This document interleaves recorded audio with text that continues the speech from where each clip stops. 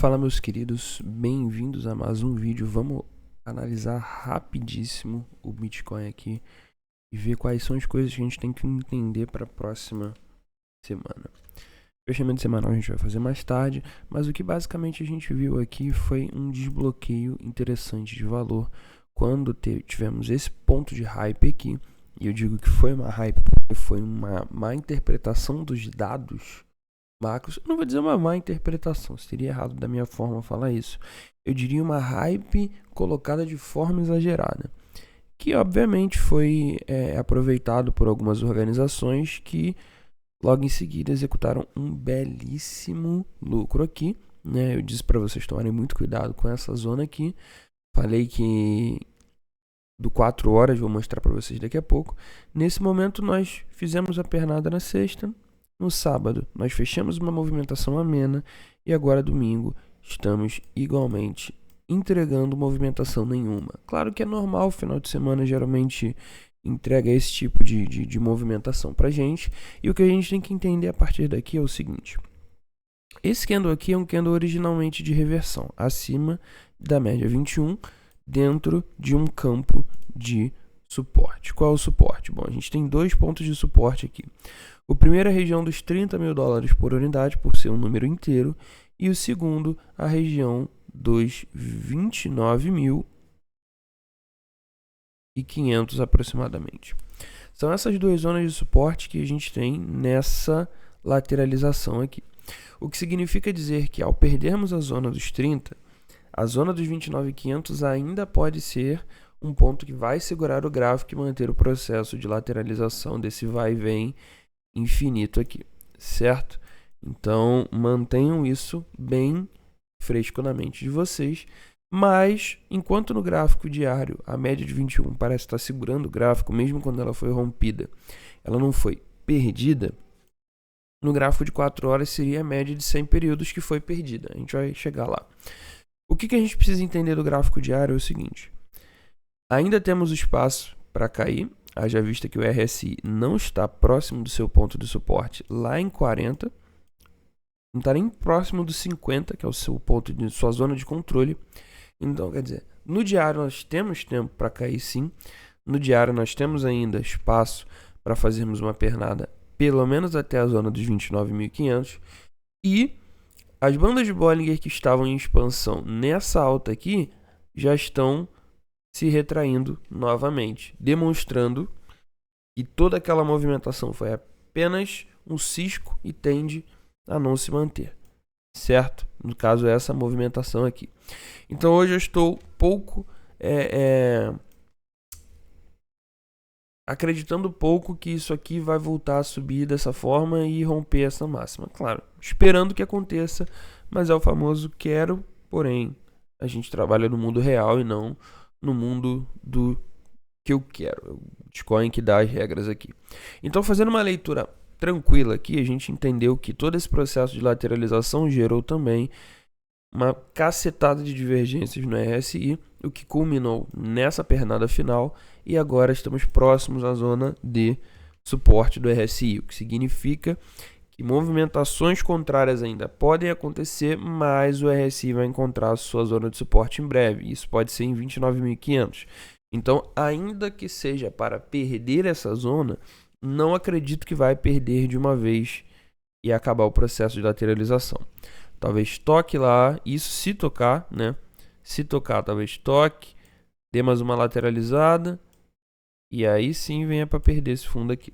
O desenho está excelente hoje, mas vamos lá. E aí venha para perder essa zona. Eu acho que esse cenário aqui, caso venhamos a perder 29.500, é muito mais factível do que um cenário onde ele só cai direto. Mas vale lembrar, se a gente der um zoom out, nós temos duas opções apenas que pode acontecer nesse cenário aqui.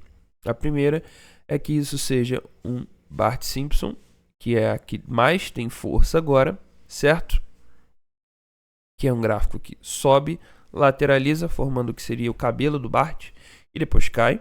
E aí a gente teria alvos começando a partir de 28.300. Esse é o cenário mais provável. Mas existem cenários de alta onde o gráfico sobe, lateraliza, sobe, lateraliza. Cenários como esse também existem. Só que nesse cenário que nós estamos agora, eu preciso ser extremamente racional e dizer para vocês que é pouco provável que isso aqui aconteça agora. É pouco provável, não é improvável, é pouco provável. Por isso, nós mantemos essa possibilidade na nossa zona de entendimento e analisamos ela com muito carinho, porque a gente vai trabalhar mediante aquilo que acontecer e não mediante aquilo que a gente está analisando. A gente levanta todos os dados, a gente entende tudo que é possível acontecer com o gráfico e conforme acontecer a gente vai tomar as nossas medidas de compra e de venda. Nesse momento eu disse para vocês executarem bastante coisa aqui, né? E aí a gente vai pular para o gráfico de 4 horas. E eu disse porque quando houve aquela hype, quando houve aquele evento de hype, eu falei, bom, não faz sentido, essa alta aqui não vai se manter por muito tempo. Talvez até se mantenha caso ela fizesse um fundo ascendente. E aí sim eu ia falar, ó, tá formando um fundo ascendente aqui, vai vir uma nova pernada de alta. Mas não foi isso que aconteceu, pelo contrário. Quando eu falei para vocês, foi nesse candle aqui, que foi um enforcado acima da banda de Bollinger, certo? Após um fechamento extremamente de impulsão, entrando na zona de sobrecompra do RSI e deixando um pavio de execução de topo. Então, quer dizer, múltiplas evidências de que isso aqui era o fim da festa. Logo depois deixou um doji. Quem vendeu a partir do doji pegou uma belíssima operação. E agora, Felipe? Bom, e agora aqui no 4 horas a gente consegue facilmente ver como uma média de 100 tem sido o vilão desse gráfico. É possível que rompa? Afinal de contas, isso aqui pode ter sido a formação de um fundo duplo. Se foi, ele tende a continuar subindo. Vale o long, Felipe? Bom, eu não acho interessante não, principalmente porque é final de semana, e final de semana a gente tem pouca movimentação. Você abrir long nisso aqui, chegar aqui, voltar a cair, ficar lateralizando também não custa nada. Então é melhor esperar amanhã, quando os mercados abrirem, a gente tentar ver qual é a movimentação adequada para o Bitcoin. Para hoje eu diria que acaba sendo pouco provável, fora que essa linha verde aqui, que é a média de 8 períodos, de 9 períodos, também está segurando o gráfico, então quer dizer, você tem duas médias segurando o gráfico, consequentemente perde uma força absurda a possibilidade de alta. Claro, você entende também que buscou 40 do RSI, com a formação de um fundo dentro de uma área anterior de suporte, certo? Formou que seria um fundo duplo e a possibilidade de alta é real? Sim, são evidências de alta, obviamente. Mas eu acho que pelo principal aqui ser a falta de liquidez para hoje, eu diria que um long aqui pode dar um lucro legal, mas é mais provável que ele não se mantenha até níveis superiores. Até você pegar realmente uma operação interessante. Mas é por sua conta e risco. Inclusive agora a gente está fazendo um vídeo aqui, está o gráfico subindo. É por sua conta e risco. O ponto aqui, talvez nem dê tempo, né? Até o vídeo sair, isso aqui já tenha tido a sua definição. Mas a gente tem a parte superior da banda de Bollinger logo aqui em 30.600, a gente ainda tem a média 21. Não vou dizer que é improvável que ele entregue uma belíssima pernada de alta. Vou dizer que é bem difícil isso acontecer nesse cenário atual. Mas se acontecer, obviamente, não desperdiçaremos essa oportunidade. Mas por que eu digo para você tomar cuidado? Aí a gente vai para o mais básico de tudo, a gente traça uma Fibonacci e entende quais são as zonas mais importantes aqui. Observa que a zona da 0,5 é um pouco acima do fechamento da banda de Bollinger. Então, a gente deixa aqui a zona dos 30.600 como uma possível zona de short. Aí a gente já entra no que a gente realmente tem que fazer. É o quê? Shortar a favor da tendência. Para shortar a favor da tendência, a gente precisa, obviamente, que o gráfico entre com um fundo, um topo descendente, né? Um topo inferior ao topo anterior formado, que foi aqui. Então, formou o topo aqui, o do duplo, beleza, aqui ou aqui a gente tenta abrir short. É mais interessante pra gente do que tentar abrir long nesse momento aqui. Mas não é desinteressante você querer abrir long não, tá? Como eu disse, também temos múltiplas evidências de alta. Errado você não tá. Só não parece que vai ter volume suficiente para manter esse gráfico em alta e dar uma boa operação para você. Mas se você fizer, boa sorte. Eu prefiro esperar a oportunidade de shortar eu acho muito mais eficaz e muito mais assertiva, já que nós estaremos rumo à tendência, beleza? E o que a gente analisa com muita calma aqui? Nós ainda temos espaço para cair também, porque as próprias bandas de Bollinger já estão apontando para baixo, porém querendo fazer uma aproximação. Isso acontecendo, a tendência disso aqui ficar lateral também aumenta. Então, estamos em um cenário onde a média de 100 está segurando o gráfico, mesmo em uma região de fundo, mesmo em uma região de suporte, certo? E o fato dela estar segurando o gráfico tem feito também que a perda de força seja muito mais evidente. Você vê aqui, por causa do final de semana também, não está tendo movimentação nessa região. Liga o nosso alerta para duas coisas. Primeiro, o cenário onde isso aqui de fato vai ser o suporte, o cenário onde de fato isso aqui vai ser um fundo duplo, isso aqui vai ser rompido, talvez não hoje, ou pelo menos mais tarde, geralmente próximo do fechamento tem uma movimentação interessante, então fique aqui enchendo o saco e aí rompa para o final do dia, que é interessante, é um desbloqueio de valor legal, vale a pena a gente ficar de olho aqui. E o cenário número 2, que isso aqui cansa de segurar o gráfico e o gráfico cede. Qual é a probabilidade aqui, Felipe? Bom, considerando que a gente tem no gráfico diário, a probabilidade de coração é que isso aqui ainda entregue alguma alta antes de cair. Vou voltar para o gráfico diário. A probabilidade do diário maior hoje considerando que a gente teve o primeiro reteste na zona dos 30, que é a sua zona de suporte primária, e tivemos um candle de baixa movimentação logo aqui ontem, a probabilidade, deixa eu apagar isso tudo, a probabilidade é que isso aqui ainda entregue um valorzinho antes de continuar caindo. Mas a probabilidade da tendência como um todo é buscar a pernada maior de queda. Consegue entender? Prioridade inicial, ou melhor, a probabilidade inicial, que é para hoje ou para amanhã uma pernadinha de alta, já que nós fizemos dois candles com baixa movimentação com caráter reversivo, certo? Um doji e outro doji. O que é um doji? Um candle com corpo minúsculo, um pavio grande. Então, dois dojis, uma evidência clara de fundo. Então, a probabilidade, caso feche nessa forma aqui, é uma pernadinha, pelo menos, voltando para o nosso caráter de lateralização. Nada muito diferente aqui. Inclusive, belíssima linha, hein, senhor Felipe? Tá melhorando. Então, quer dizer, nada diferente disso aqui. Então, movimentação. A probabilidade é manter essa lateralização infinita. Porém, quando você diminui o tempo gráfico, você entende que a probabilidade maior aqui é que essa linha seja perdida em algum momento. Não quer dizer que esse momento seja agora. Beleza? Porque está totalmente inconclusivo. Então, tendo esses dois métodos, esses dois pensamentos em perfeita harmonia, a gente entende o seguinte. Bom, então talvez ainda haja tempo para fazer alguns swing trades. Já que após essa movimentação, aí entra a psicologia de mercado. Após essa movimentação aqui, e a formação de um suporte na região dos 30, o que está acontecendo? Os players do mercado estão crendo que isso aqui foi um topo, um fundo para voltar a subir. Então, nessa movimentação, muita gente pode operar errado. Enquanto eles estão operando errado, a gente está operando certo. Então, seria ilógico dizer para você que isso aqui não foi a formação de um suporte. Seria ilógico. Foi a formação do suporte.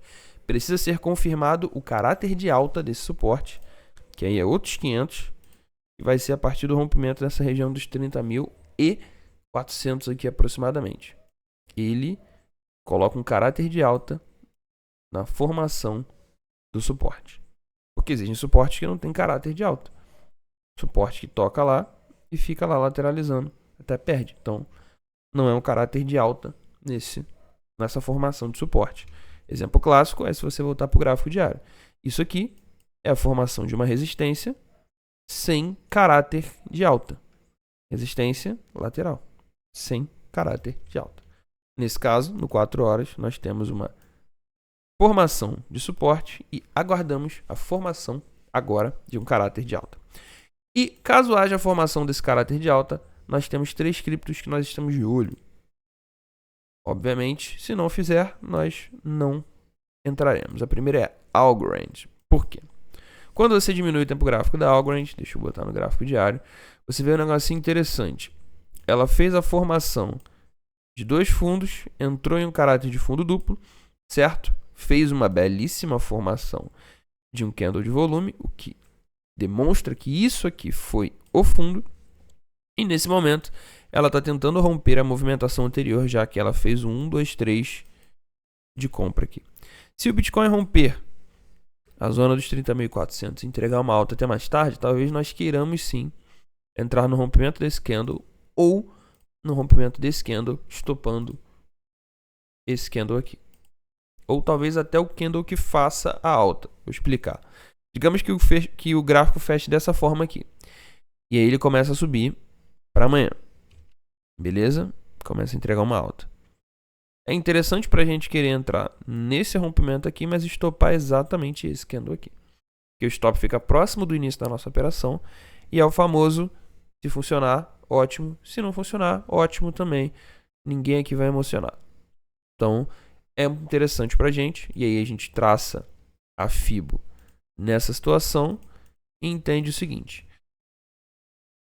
Não é interessante para a gente fechar na 0,88, mas se o gráfico mantiver uma alta interessante, é interessante a gente querer fechar próximo ao fundo duplo.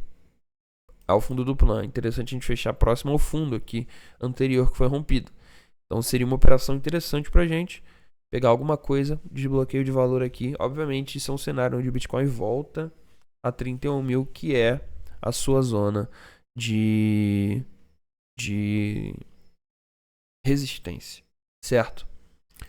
Outra operação que a gente está de olho aqui é a AVAX. A AVAX acabou de obter uma vitória interessante contra a média de 100 períodos, e isso aqui não pode ser ignorado. Observa como ela rompeu, retestou e mantém o reteste. Então, neste caráter aqui de reteste da média de 100 períodos, observa que fazia bastante tempo que ela não tinha feito isso. Foi em maio, quando ela perdeu a média e não voltou mais.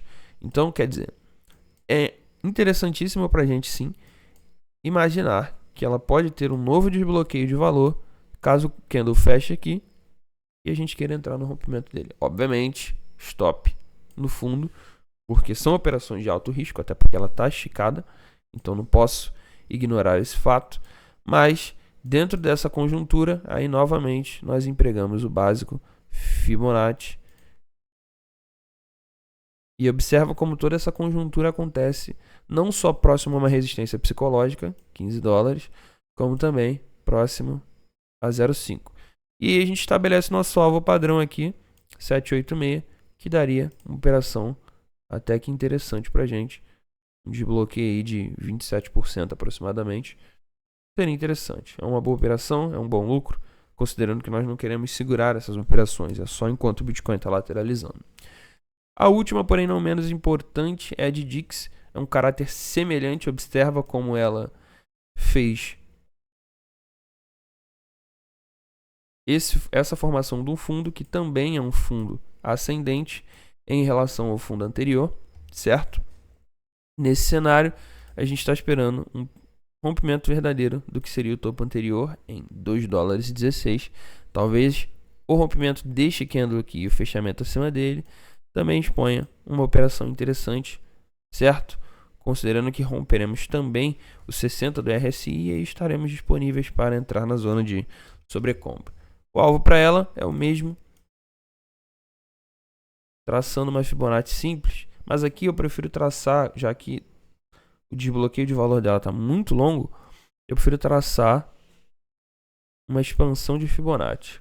Por quê? Nesse cenário aqui, eu estou buscando algo próximo a 161. Passou de 100, eu já estou pensando em executar alguma coisa.